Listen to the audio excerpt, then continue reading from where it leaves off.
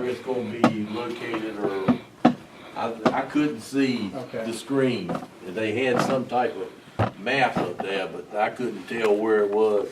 It was so washed out, and I was just wondering if they have made anything. There was a whole site to the parking deck, so that was. So it's been approved to go out to bid, or approved to actually have a,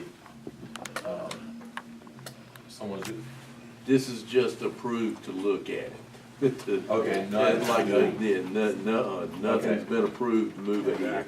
Got it, There's okay. a substantial amount of money involved, and I think we're worried about passing whatever it was that you had to do to get this money. Let me piggyback off of that. Good afternoon, everyone. So the LOI, the information that's been provided, so from both from the city side and from the developer side, there has been a look into the feasibility, the financial feasibility of this project.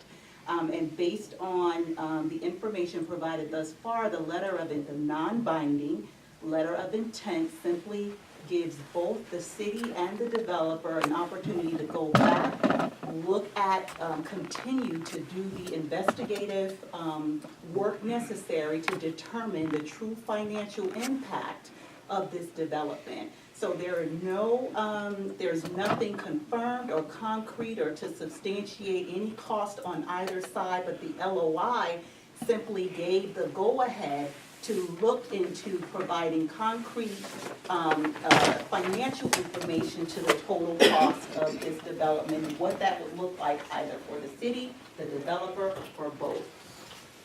But there is a developer name Yes. that's looking at it. Okay. Yes. So what impact does this have on the Carlton House project? It I thought I doesn't- read there was a grant given for that. So Yes, they the, approved that Okay, tonight got also. it. So that's independent. Yes. Okay.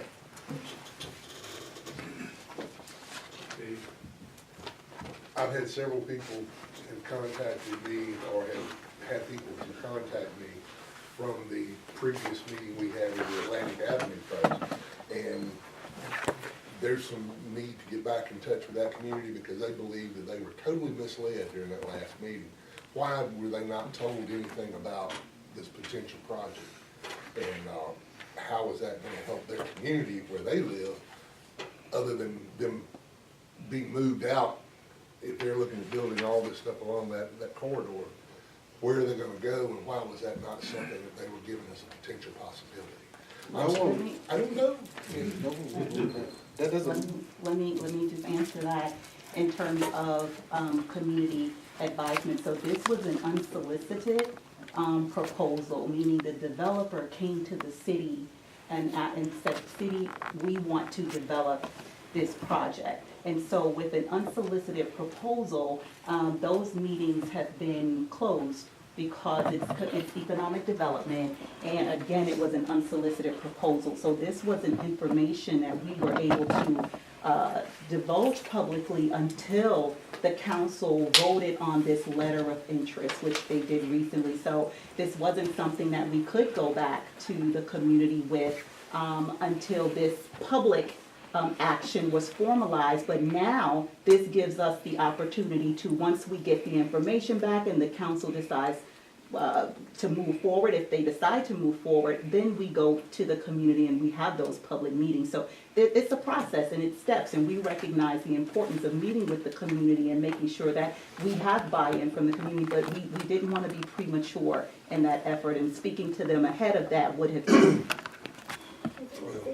They're feeling like the thing's gonna be made, and everything's gonna be in place, and then you'll go back to the community, tell them this is what it is, and they're not having any input. Yeah, and it's just understood, but that's simply not the case. So I'm thankful for the opportunity to be here this afternoon and to share the information as it is factual, so that you can then help us to get this information back out into the community. But it's certainly, nothing is concrete until the council approves whatever that is, but that of course comes with community input when the time allows for it. Any more questions? My apologies, Madam Chairwoman. I didn't know that I had to get permission to speak, so I'll do that moving forward. Got a question? Yes, sorry about being late, but is this meeting here not open to the public? Yes, it is. Is the city council meetings not open to the public? It is. So I request anybody that got some people, when they talk to you about it, invite them to these meetings so they can come and get it firsthand. But I'm gonna start video on these meetings so they can see it anyway. But invite them to the meeting. I mean, that's where the problem coming in at, all this miscommunication. They need to come and hear it factually presented, and we can eliminate some of this mess. We ought to be sick of mess. That's it for now. Thanks for that comment. Also, we at the point now where we can discuss, I know there have been some comments and some of you may have received some concerns from the community in reference to maybe some kinks with reservation or customer service related things at the event center. So I guess it'd be a good time to kind of, Okay. Yeah, that on the agenda is, I asked Archie if we could put that on, and just as a preface, the rollout for me is, my role is part of the sponsored by Chamber of Commerce. So I was getting a fair amount of questions about the event center. And unfortunately, they weren't good questions in terms of customer service. And I had a conversation with Archie today on it. What we're seeing, one personally, plus other people coming saying, great facility, excellent job, the customer service has been horrendous. Walk in there, I can't get greeted, I can't get help. I've known folks that call, said, we want to schedule birthday parties, no call back. I've known people that want to actually do sponsorship, can't get anybody to call back. We personally called down the event center and said, yeah, we have a problem. That's where it ends. My comment, Archie said, they do this for a living. If they can't do it right, I'm concerned, one, from a taxpayer, we put a lot of money into this. The second, the viability in.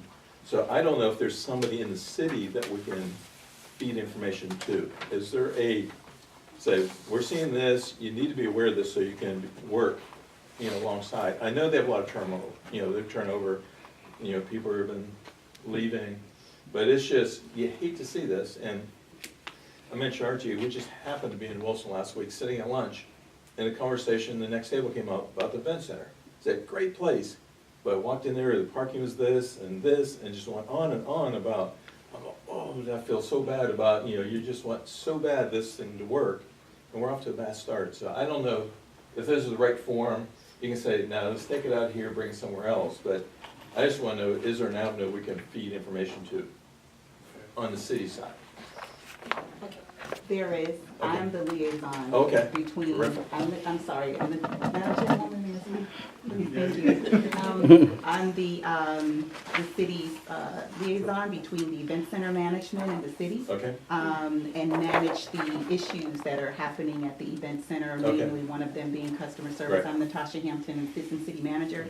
And so we are aware Okay. of the customer service Okay. issues that are happening, but I'm definitely going to, I'm taking down some of the things that you're saying, because they mirror Okay. some of the other Yeah. customer service related Right. matters. And yes, there has been turnover in terms of staff Sure, there, but we still need to make sure that the center is operating in an optimal manner so that we can get the clientele to support Right. the operation of the event center. So yes, you can filter that information Okay. to me. I'll make sure that you have my contact information, and we will make sure that we turn it around. Okay. Speaking of that, I might have missed it. Who are you and what is your title?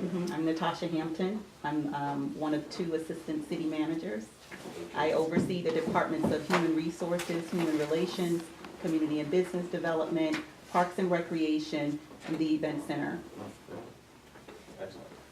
And I just wanted to add as well, as far as getting started, there's some things that have to be ironed out, but similar situations, better turnaround time as far as getting responses from customers who are trying to set up events.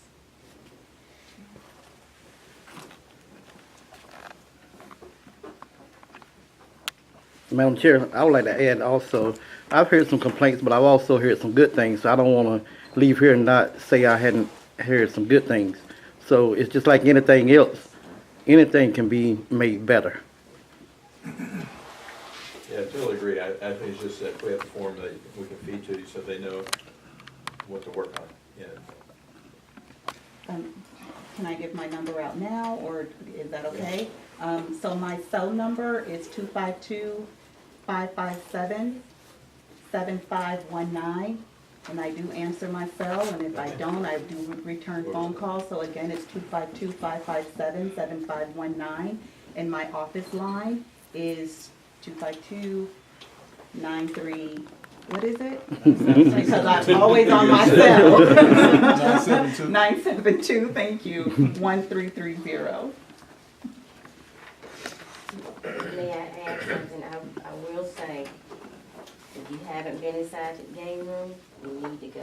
Oh, it's great. It's not just for kids, I'm telling everybody there. That was a great facility. I mean, our grandkids love it. They can't get help, they tried to do a birthday party, no help.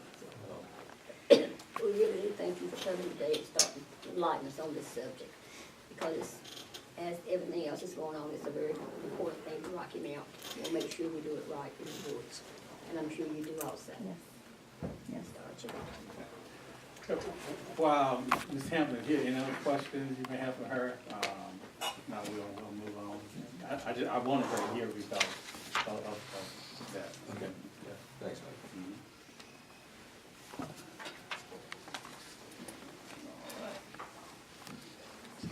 Next on the agenda, we have up there, gonna provide, I want to keep y'all updated on if anything has happened regarding the monument here, which there's no update on that, but also,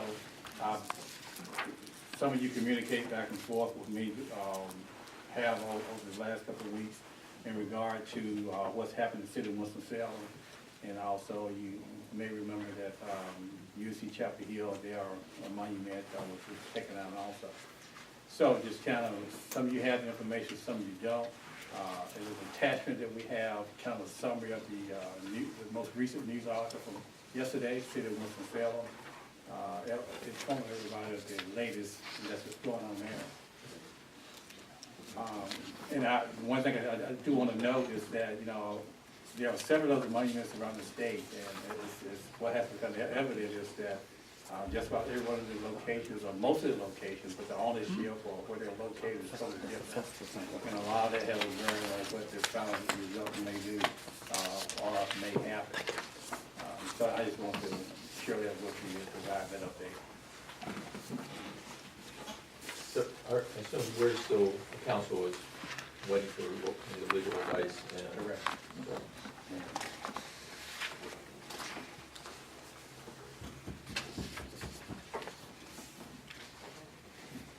Any other questions or comments?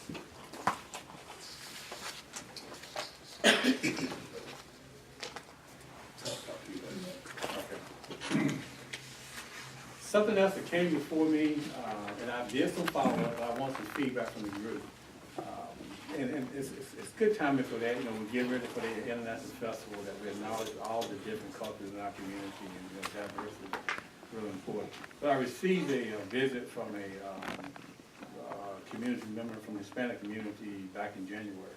And we communicate from time to time. And in the past, whenever some issues came up that they were concerned, he always came and we have tried to address them. But he voiced recently his concern about the fear that's in the Hispanic community, and his goal in wanting to establish a better relationship with not only the city, but the police department, and because there are a lot of services that are offered in the city, and there are a lot of benefits in their community they could offer also. But apparently because of that, it's like an overall fear of them not wanting to get involved, not wanting to get outside of the circle, not wanting to maybe file a complaint when something is illegally done with them. So I wanted to see if you all had heard in the similar comments, and also if we could come up with some possible suggestions on how we could probably process of establishing that.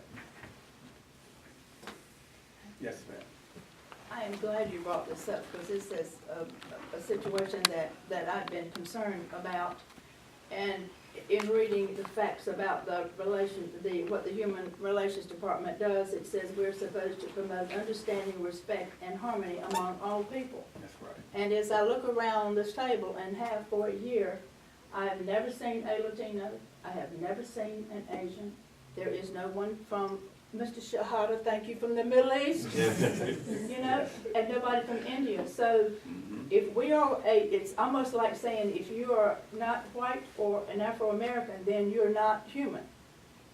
No, I don't think that's the case. I just think that they need to be aware that they are, you know, they can be a part of the board, and they may not be aware that, of the process of how to become, have representation. And I agree with you. So my question is, how do we reach out to these people? Exactly. Because they have feelings that we're not listening to.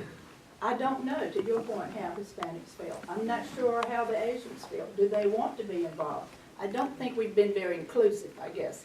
And I know people are nominated by awards, et cetera.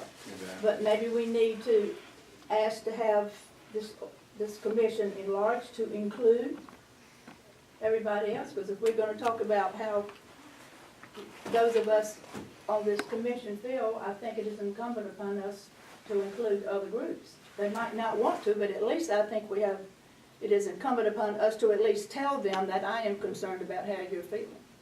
Very good point. And we do have one vacant slot. There's an appointment, the mayor has a vacant appointment. And so, and we did start a conversation back in the fall trying to identify someone from the Hispanic community. So that would definitely be our first step. Yeah, let's just reach Well, we out. shouldn't pinpoint just the Hispanic community. No, that's Good what point, I yeah. said. It should be, we have I a mean- lot of Asians here who own businesses. I mean, Exactly. certainly they could be very helpful to us as well as us to them, so, Very good point. anyway. Let me ask a question. Really? And I know this out, not just you. What are you doing about it? I mean, you ain't, this one's not just Yeah, you, but oh, I know, what are we engage people every day. We engage people every day. So that you reach out to those people who live there, ethnicities, and make, and I'm not just talking about you. Okay, I know Right, so everybody. do we reach out and says, hey, you know, we have this, or do we go in our little pockets and shell? It's one thing to talk about in this meeting, it's another thing when you live it out, when you everyday life. The people in the supermarket, your neighbors and whatever, have you reached out to somebody who look a little different than you, talk a little different than you? Or do we just talk about it inside this little circle? Just wanna throw that out. Okay, well, I think what I'm doing is saying, I'm willing to do whatever it takes of me to reach out. Just To do this it, group. and like Commerce You said, know, just do it. like, I would also say in your capacity as a commissioner, you're bringing it to the vote commission. I think that's what I'm doing, you know, so Appreciate yes, it. that is what I'm doing. I'm saying, you know, I think we need to include other people. I don't know, Several years ago, the power to we do were it. down in the Lucis community and had a meeting.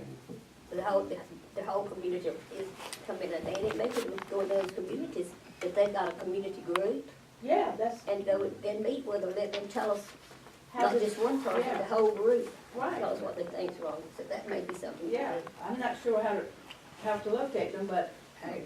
I'm willing to try. How was that, Red? Let's- Mr. Hyde? let's- You know, I see a lot of Mexicans, they could drive, but they're not allowed to have a driver's license in our area here, for reason. Because he doesn't have no social security number, and he doesn't have any other identification. Okay. You know, we need to help him out to get a driver's license, in case something happens in my time, and children they have, you know, or somebody gets sick at night time, you need to go somewhere to the hospital. Very good point. We have a lot of And people who I are. think too, with the national conversation,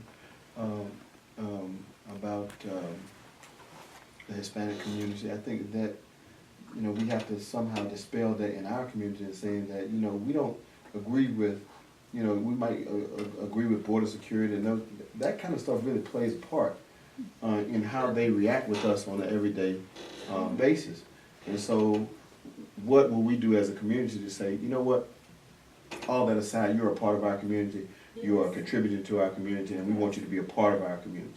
And so we have to break down the barrier of fear so that they can realize that, hey, you know, it's Rocky Mount, we wanna help you in any way. If there's something going on in your community that we need to know about, let us know about it. We want you to speak up at city council meetings, we want you to come to the commission meetings, we want you to, you know, we want to be inclusive. So as a Human Relations Commission, what is it that we are willing to do to reach out, you know, to these communities? Like you said, the man came to you. Well, let's reach back to him and say, look, we want you to come to the meeting. We want you to bring some of the issues to us so that we can address them. You know, if somebody's reaching out to you, then we need to know who those people are so that we can meet with them and say, okay, at least give us a framework so that we can go from there and we can kind of put some strategies together as to how we're going to be able to communicate with the sundry communities that we have within our community at large. You said, also, out of fear? Well, the fear part comes in, a lot of when coming to authorities, and we've had we've had representation of the police department previously that kind of addressed that, but in their community, the fear is that if they report a crime, or if they are questioned or have any interaction with the police department, they feel that there's a connection with immigration services. Right. And so they will be, you know, so that's the fear. And the response has been previously when we talked about it, and the police department said that they have there's no immigration officer that works there's no police officer that works directly with immigration.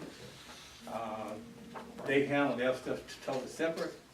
And so we probably at the point where we need to, like Nehemiah said, identify a couple of representatives from their community so they can come in and share with us. And then we could come up with a kind of game plan on how to approach it and respond. And what is already in place as far as the city is concerned in the different departments, like the police department, fire department, and other departments where they may have someone who is from the Hispanic community or that is doing some liaison work with the Hispanic community? Are there things already in our city structure that already speak to those different communities? And if so, what are they, and how can we promote them at a greater? So we can definitely do some follow-up on that and report back to you on that. I can add some of that. I mean, from what I see working all over, one of the issues that the Hispanic or Latino community has is the fact that there are a large population of people who aren't legally here. We can call them illegal aliens, undocumented, whatever. They're not legally here. The other side of that is there is a population within their population that take advantage of those people that are not lawfully here and hold it over their head that, you know, you're gonna pay me $1,000 a month for this because if you say anything about it, I'll take it away from you. And if you complain, I'll just call immigration and you're out of here. And they're preyed upon somewhat fiercely in that area, from everything from their labor to their housing to buying vehicles or what have you. That's one of the issues they have. The other problem that they run into is I deal with them in parental support issues with DSS. I deal with them with domestic violence as victims of domestic violence in courts. And the issue that we run into is if an individual has been harmed in a domestic violence issue and the individual that caused that is unlawfully in this country, not only does she have to take into consideration her personal safety, but the family that's built around the individual who has done her harm is further being harmed when he comes under light for charges. So that's where that whole, that community kind of takes care of themselves. They have their own enforcers. There's a lot of things that go on out there that we don't want to know about, and how they operate outside of the norms and outside of the legal authority that we have the ability to help them with. It's an extremely large problem. But now the sheriff's departments in both Nash and Edgecombe County have several individuals that are fluent in Spanish. DMV has individuals that are fluent in Spanish that are able to help them, to help legal individuals access those particular services and to law enforcement. We have several interpreters that are available if individuals have been charged with crimes. But, you know, without a doubt, Nash and Edgecombe County are not gonna be anything close to being a sanctuary area. And if they come into, and if there is a question of their, status, they will be turned over to ICE if they meet the qualifications to be turned over to ICE. You know, Wake County Sheriff's Department has decided to do different, Mecklenburg County has decided to do different. I don't think you'll see Clee or Sheriff Stone, either one, change See their who? attitude toward the individuals that they arrest and have committed crimes if they have immigration status issues. Now, well, within that, I mean, it's one to where, you know, we want the ones that are here, we want to help them. Certainly, I don't want them out there fending on their own, but we have a legal population that need as much help, if not more. But they've got an unlawful population out there that's right there with them, so they're, you know, it's like the problem we have with snitches, get stitches in some of our areas here. Well, you know, Theirs is worse. in a community that's challenged and problems, but we definitely want those that are law citizens or want to work every day, contribute to society, contribute to our community. We want to make sure that if anything we can help to address their concern, best we can. You know, and just like our office, you know, I know for a fact that there is a lot of issues dealing with employment and housing, and we handle that stuff daily. And it's kind of, it goes up and down as compared to when the amount of custody we receive from the Hispanic community. Right now, I have it's probably been a couple of weeks or a couple of months since we've had a complaint. Does that mean that it's not there? No, it means that for some reason, they're not asked it. So anything we can do to help address those concerns, yes, we can. Madam Chair, I was with y'all for a moment, but after the attorney spoke, I'm a little bit confused now. But I do want to say for anybody that don't know who Clee Axon is, he is sheriff, the black sheriff of Edgecombe County, since he was saying Clee and then Sheriff Stone, so I want to make y'all know who he is. But I am totally confused now because I thought the subject was to do what we could do to help out the Hispanic community. Now, all that stuff he just talked about, that just went over my head. So let's get back to the real issue. Invite them in. I'm quite sure illegals are not going to want to do anything because they are fearful. I remember when the shooting in Tarboro, and the black church had a Hispanic program to help pay for the person's funeral that got killed and was killed by a black person. I was videoing. They didn't want me to video because they didn't want to be seen. I understood that. So let's get back to what we're really dealing with here and to make things a whole lot better. Did the gentleman that spoke with you, did he sound receptive to maybe having he did? As a matter of fact, I did follow with him. We had a conversation last week, and I was preparing for this meeting. So what I asked him to do, if he could continue to communicate with his community, if he could identify some individuals that maybe will be coming for this group. And also I've reached out to, there's as we worked on our international festival, there's a teacher with the Hispanic community in Nashville, Massachusetts. And so I mentioned it to her, and so she is all for it also. So we were right on point, the suggestion of having someone from their community come address this meeting. Also, Carl first. Are they constantly being harassed to show their ID, that they're not illegal? Well, I tell you what, those are some questions that's the stuff that they can share with. If we get a couple of representatives from that community, they will be better prepared to kind of share with us the things that they're experiencing. Teresa?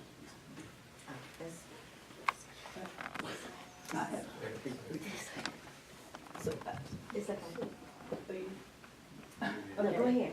You go ahead. Well, just real quick, I think Sue brought a point out, but we're also bound by number of seats and who we bring in. And should we be looking at it as a maybe once a month standing, let's talk about cultural, bring someone in from a folks Indian background or a Asian background, saying, come on in and let's talk. You don't have a seat, but we're open for them, and we'd like to hear from you. And And Hispanic is probably the biggest percent of, ethnic that we could probably use representation, but we shouldn't discount the rest of the world. Right. And just, potentially, I don't know how we reach out. It's probably more of a Pfizer and a Cummins, because they have probably the majority of the, international flavor, and say, we'd like someone to come speak and tell us what you think about the community and what you're facing, and Yeah, what are your problems? What can we do to help you? They may have problems we don't even know about. We may have resources to solve the problem. Exactly. But if you don't put the problem on the table, you don't know how you can help. Very good point. I remember my comment here. Do they still, is there still the Hispanic festival? There used to be something once a year downtown. Is that, I'm not sure Is that what this is? actually puts that on, but is that still something they do once a year? Not in the city of Rocky Mount. I think what you're referring to, for a couple of years, we did have the Hispanic Festival, and that has kind of been integrated into the International Festival. Okay, okay. Now, in other communities, I think they may have one out in Nash County somewhere, and in Pitt County, as their own Hispanic festival for here, that's been integrated together. And we do have a number of them that will be participating in our event on March 2nd. Would that be a good idea for some of us to go and have contact? Because it's just not Hispanics, right? Is there, if I remember, it's lots of different cultures. Do they have a contact person that, I'm sure you would, or somebody would have a contact number for these different groups who are going to be there? We sure do. Uh-huh. And what I want from you all right now is to, and it's already been put on the table, but if you go ahead and make it official, put it to a vote, we'll go ahead and we'll reach out to some individuals to come to this meeting next month for the Hispanic meeting.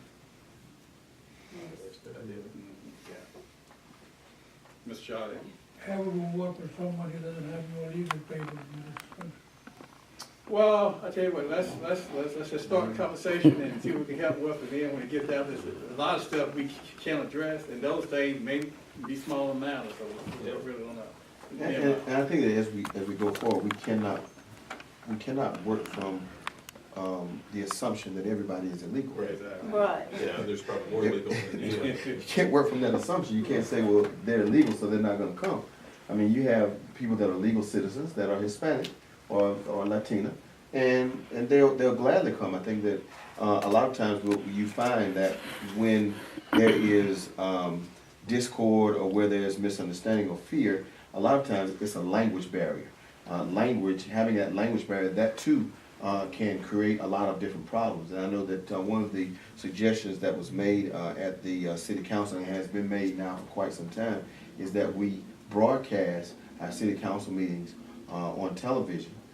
And I'm sure that in that process you could put a Hispanic version of that where someone is translating what is being said, so that, people in our community will know, we know the Hispanic community is a growing community in Rocky Mount. And so, I think that is a way to address it. We have those issues of illegality, but you have that in a lot of different communities. Yeah. That's not just in the Hispanic community. And understanding the history of my own background, of my own people, I know, and from listening to my grandparents and my foreparents, listening to them about fear was real. And I wouldn't want that to happen to any other community that comes into Rocky Mount. I wouldn't want anybody else to be fearful. I would want them to feel as though they were included and that they could be a part of the conversation at the table. Very good point. Madam Chair, I want to make a motion, but before I do, I'm a black man, but sometimes I feel foreign here in Rocky Mount also. But I don't think we need to put all the emphasis on Hispanics, because actually, how many people know what the Human Relations Commission stands for? A lot of people don't even know, so we need to educate the public. How many times has the newspaper been here? So I think, I know you keep talking about TV, but since the newspaper, I don't know what kind of relationship the city got with the newspaper anymore, but send a press release, send it to me, I'll post it, so we can get it out there about these meetings and what we're talking about, what we're doing, and enlighten people on what the Human Relations Commission stands for. I've been following the Human Relations Commission since the late 80s. But back to my motion.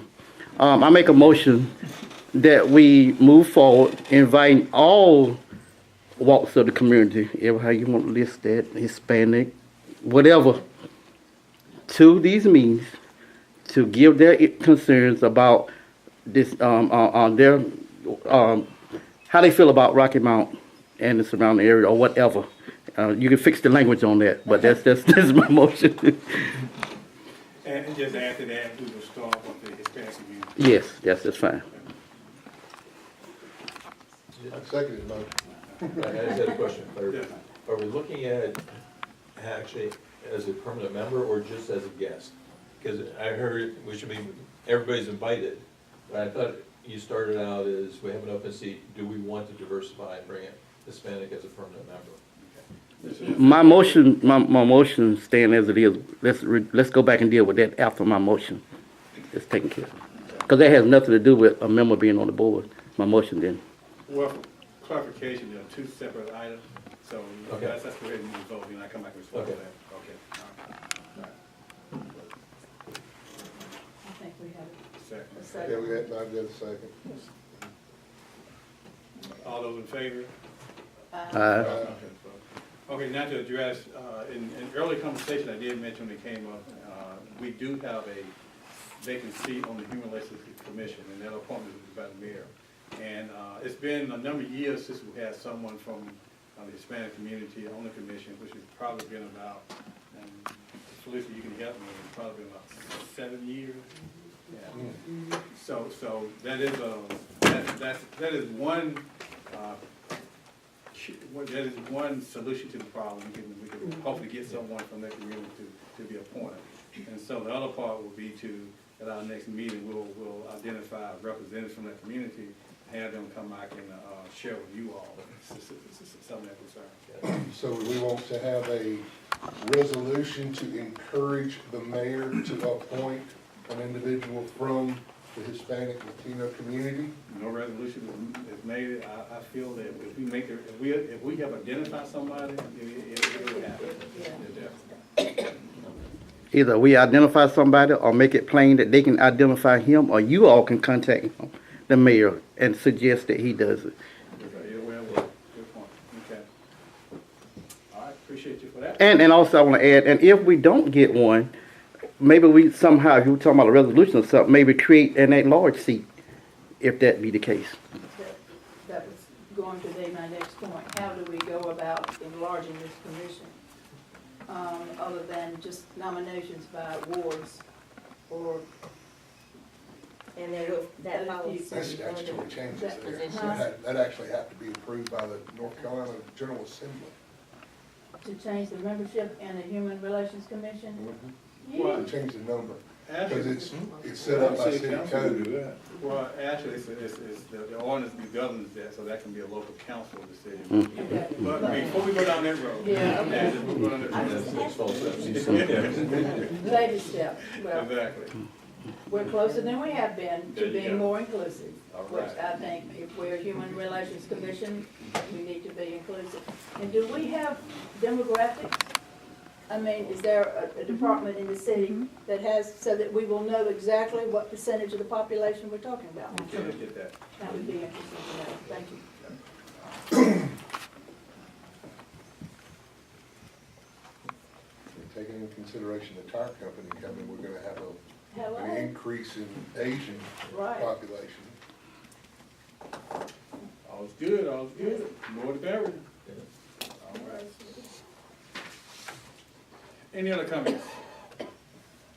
No more, I just don't want people to forget that, I mean, I've been a farmer, and I remember when Costa Bones and all these big-time farmers around here brought all these folk in, so let's not forget, those people were brought here. Now they here, and they love it, so let's not forget. Don't make them out of bad folk. They just want to live like everybody else. Anybody? No, I'm just for the record, I didn't say nobody did. Don't get it twisted. I'm just speaking. Any other comments or concerns from the commission? I have Yes, ma'am. something I want to let the commission know about it. It's just sad information. I am on the Farmers Market Advisory Board, and in a recent meeting, we had some information passed along that I found devastating. And it is that Rocky Mount, Nash and Edgecombe County is in what we call a food desert. If you look at the orange, it has to do with low income and lack of access. That is discouraging, but even more discouraging is the news that Rocky Mount, cities with the most people on food stamps, ranks number 4 in the entire nation. 24.5% of the people in Nash and Edgecombe counties receive food stamps. That is deplorable.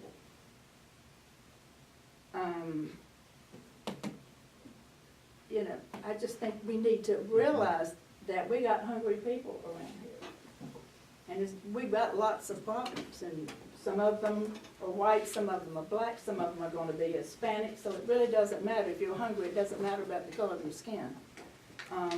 Anyway, I don't know that we can do anything about it. I just think it's interesting. I just wanted you to be aware. Yes. So sometime back in October or November, the council approved a resolution to develop a model food system plan.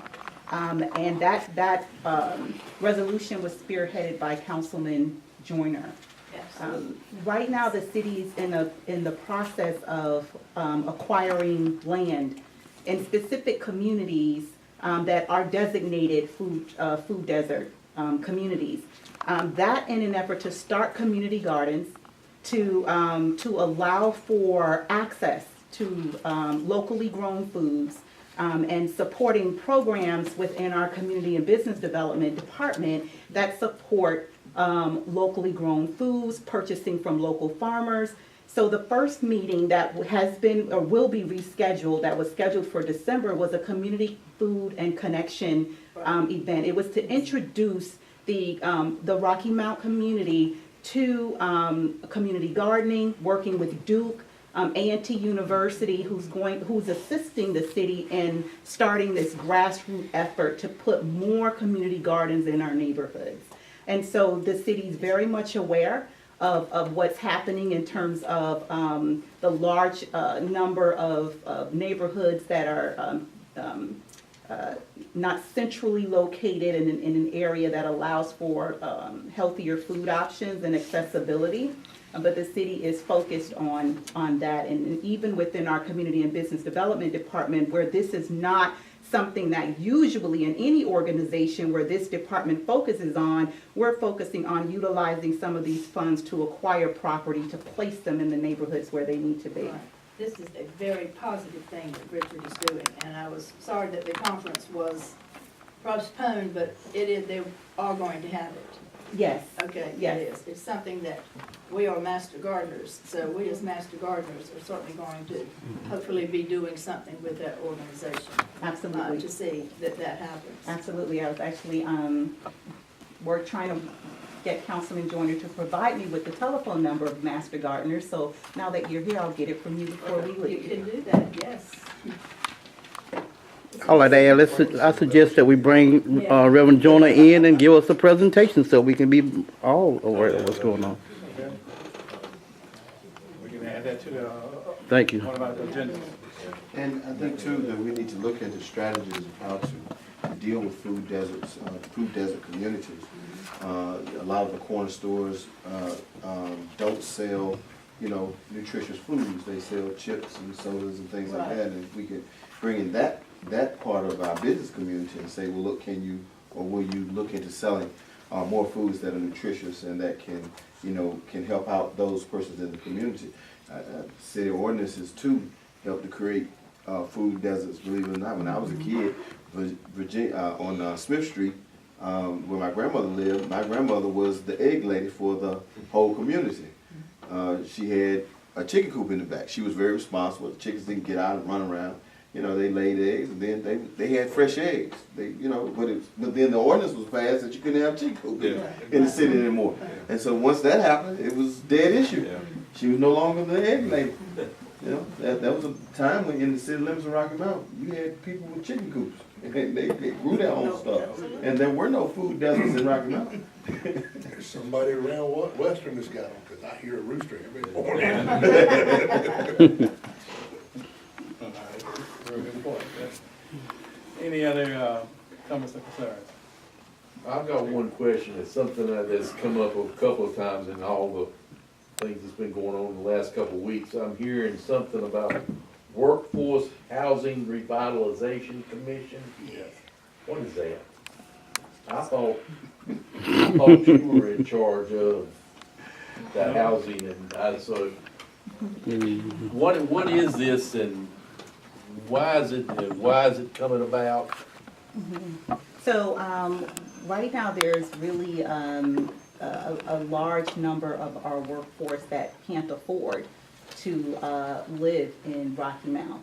And so while we talk about affordable housing. Whose workforce? Everybody's workforce? The workforce in general, in terms of the city. Okay. And so you have affordable housing, and then you have workforce housing to house public safety officers, to have public safety officials, city officials, or city employees, or even just workforce in general. So while you have persons that work, it's oftentimes difficult to find housing that they can afford. So this Workforce Advisory Council provides insight and information to city officials and to the council about solutions that can help curtail housing issues amongst our workforce. So it's a fairly new commission. In fact, it hasn't been enacted yet Well, because there haven't been that was appointed. the big brouhaha, was this, it was voted on by the council some time ago.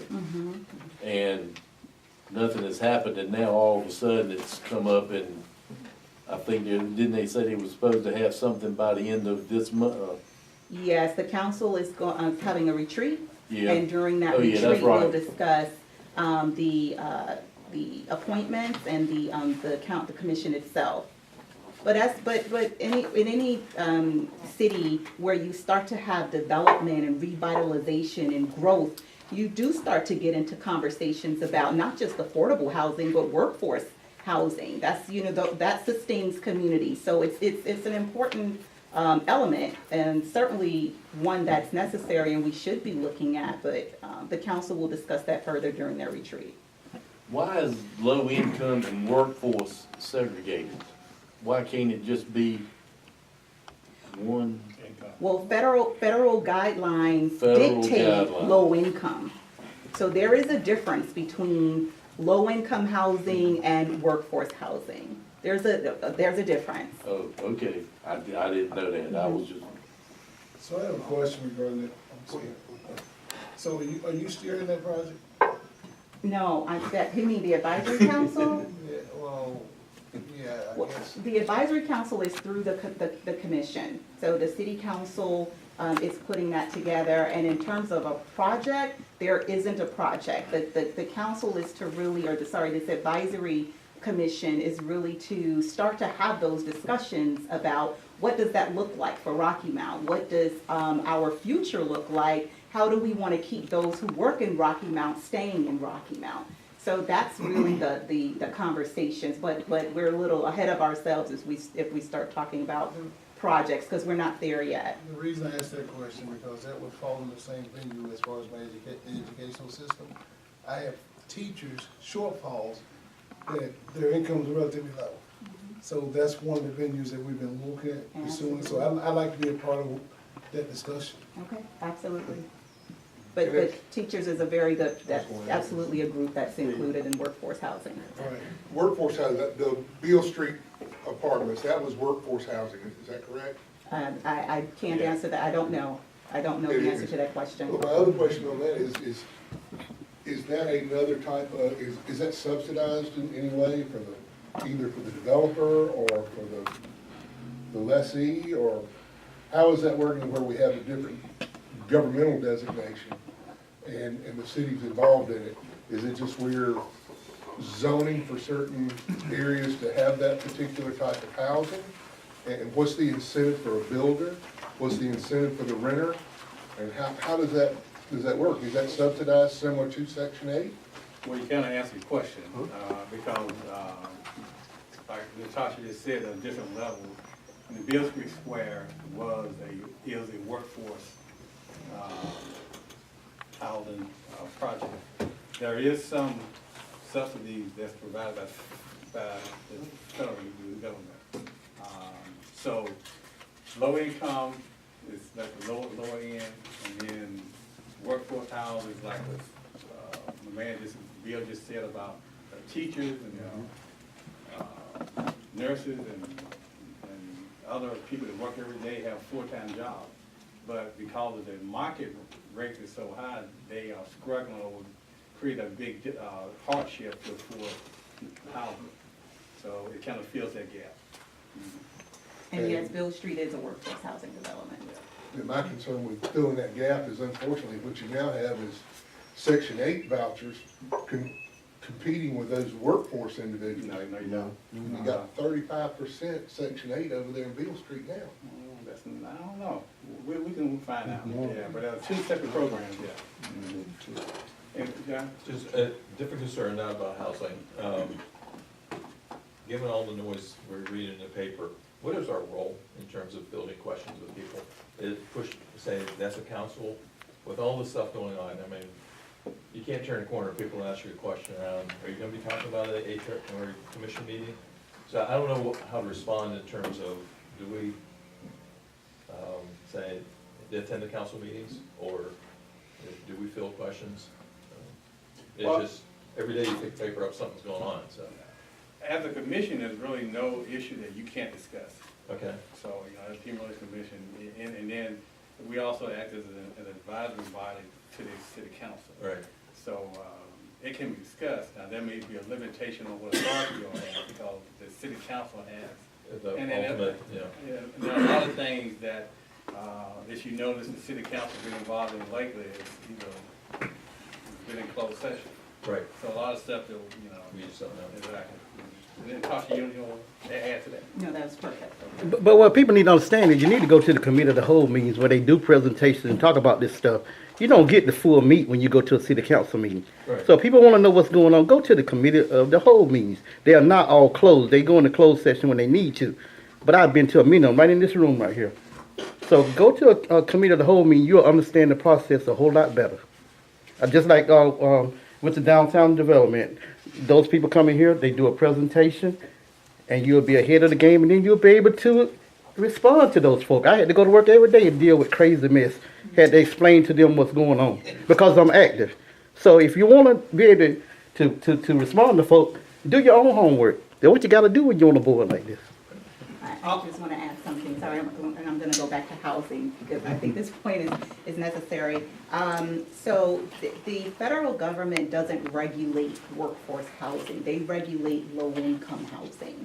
So when you have low-income housing, the federal government subsidizes that, and so there is a threshold. But workforce housing is more of a city, that locality, intentional and deliberate plan to ensure that the people that work in that city live in that city. And so while you may vary, because you can't discriminate, so if somebody has a Section 8 voucher, you can't really say you can't live here. But the goal is to have your affordable housing that is governed by some federal regulations, but to also have housing for your workforce that supports the income for that your teachers are making, your public safety officers are making, that's not necessarily governed by federal government. I did want to make that distinction.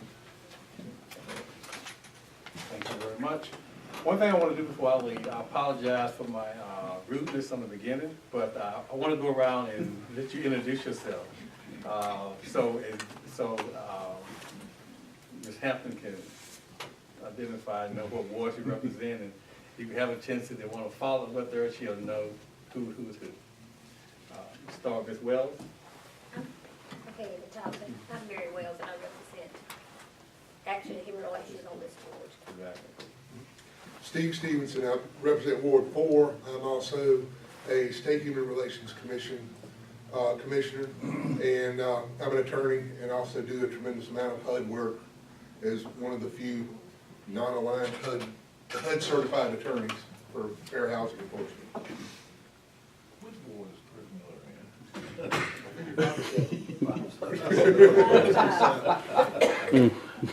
Linwood Williams. Sue Moore.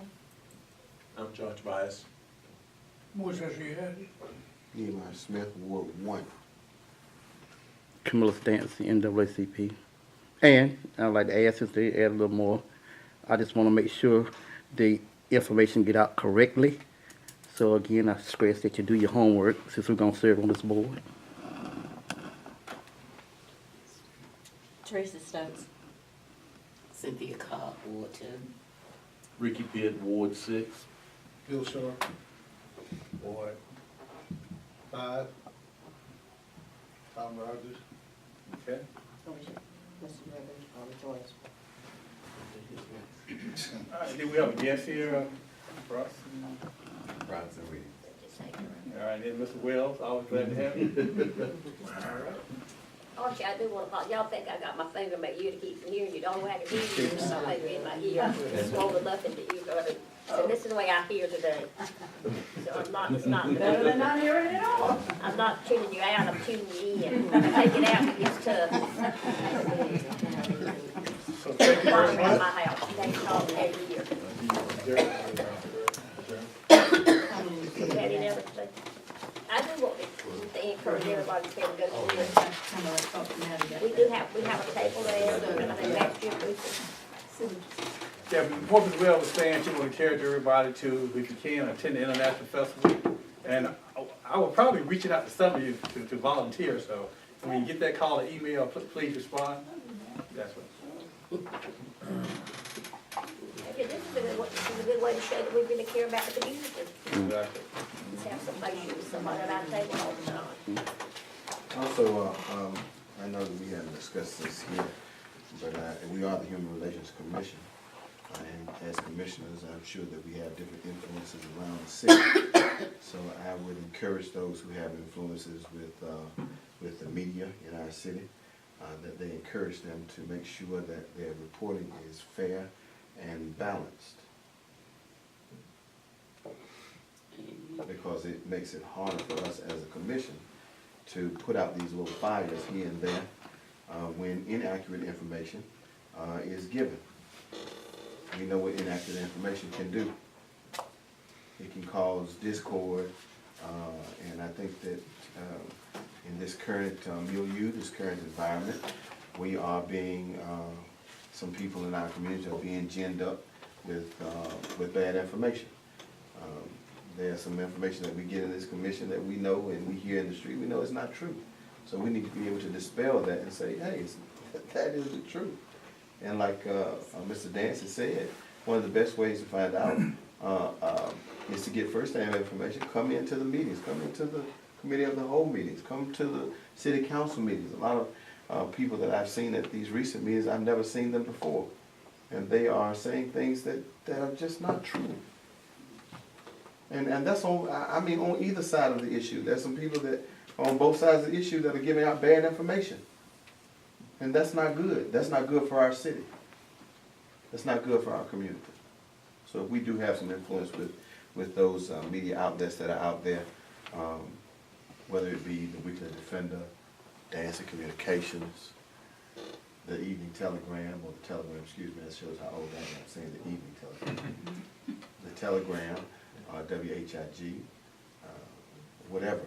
Let us make sure that we kind of talk to them about putting out the right information. Thank you, sir. Any other comments? I'm gonna hold my mirror on that one. So moved. Thank you very much. Very well.